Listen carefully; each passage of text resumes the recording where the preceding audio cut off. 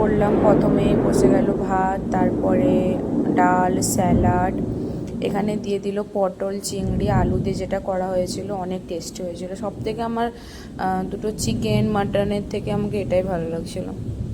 তো এখানে দেখো মাংসটা কত, মানে এখন দেখে আমার মনে হচ্ছে যে এখন আমি বেশি খাই, তখন কিন্তু আমি খেতে পারিনি অতটা, পুরোটাই পড়েছিল। তো এখানে চিকেন ছিল, তারপরে সব তুলে দিচ্ছিলাম আর কি। তারপরে এখানে আম চাটনিটা একটু টক হয়ে গিয়েছিলো, বেশি তো আমার অতটা ভালো লাগেনি। আমাকে তো বেশি ভালো লাগে স্যালাড খেতে, দই খেতে, মিষ্টি খেতে, এসবই আমাকে বেশি ভালো লাগে।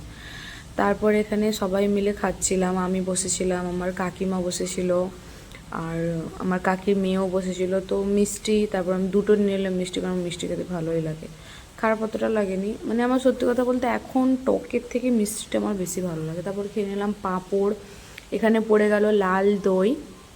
আমার দুটো দইয়ের মধ্যে, সাদা দই লাল দইয়ের মধ্যে আমাকে লাল দইটা অনেক ভালো লাগে। মানে লাল দইটা আমি এমনিও যখন পড়ে থাকে, আমি একদম চামচ দিয়ে ভালোভাবে টেনে টেনে সব কিছু খেয়ে নিই। তো তারপরে লাস্ট একটু পাঁপড় দিয়েও লাল দইটা খেয়ে নিলাম।